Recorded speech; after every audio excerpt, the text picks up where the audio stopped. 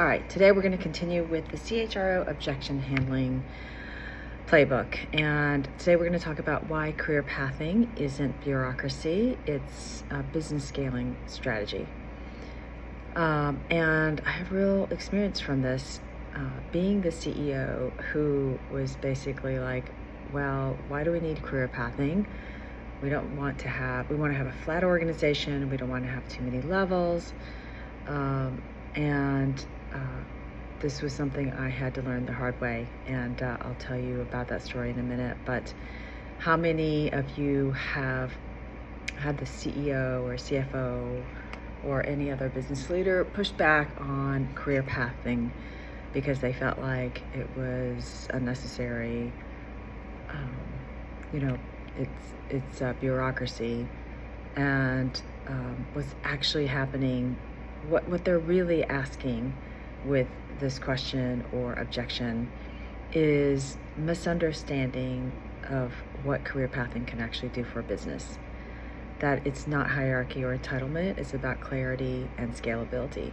Because when your employees don't know where they can grow, they assume there's nowhere to go, right? And that's when your best people leave. So the truth is, career pathing is one of the simplest ways to protect capability and reduce leadership drag. Without every manager makes up their own rules, right? They decide who gets promoted, and they decide based on their own opinions. And that kind of inconsistency will slow growth.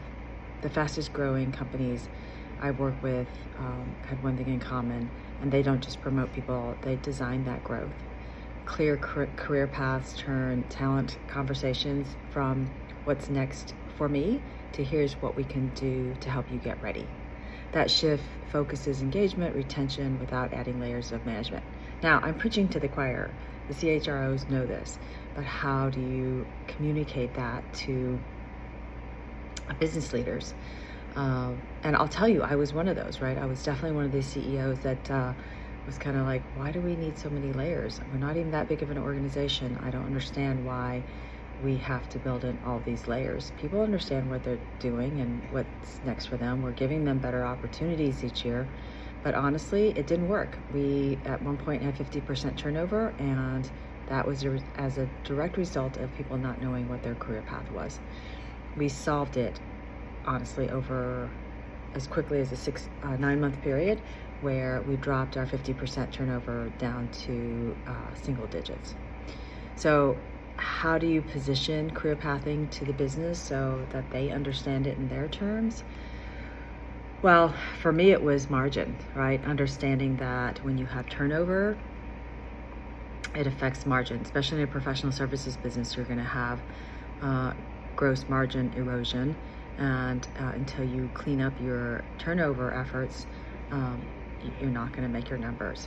So it's retention risk, right? Without clear progression, people look elsewhere for opportunities. It's manager efficiency. It's helping the managers with a simple framework that makes every leader a better coach because they know what's next and how to get people there.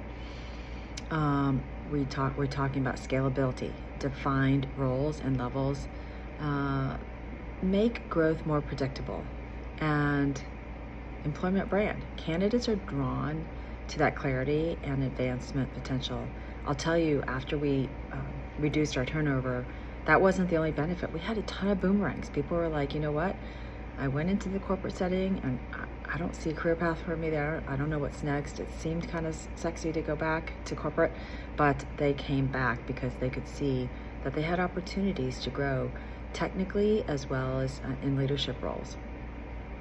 So I gave you my example of how it worked for me. I'd love to hear how career pathing has benefited you as an individual or how it's benefited your organization.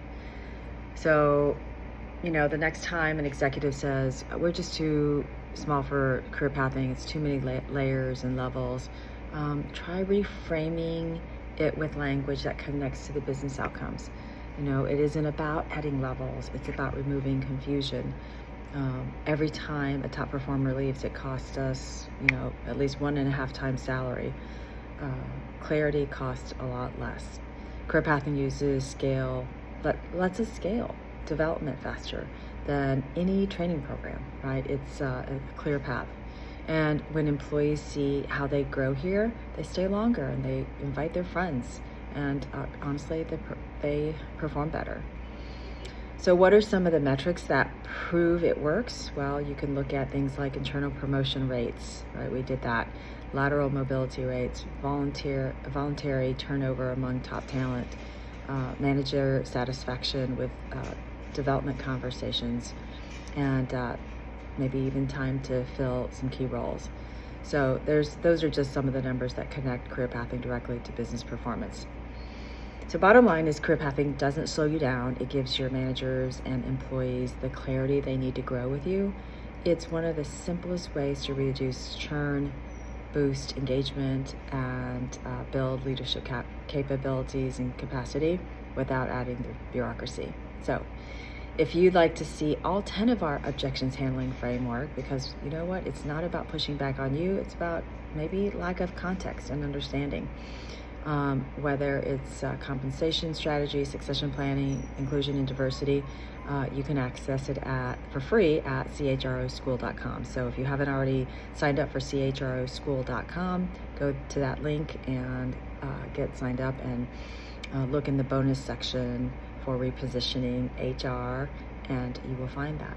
All right, next up, we're going to be talking about the hidden cost of not having a compensation philosophy.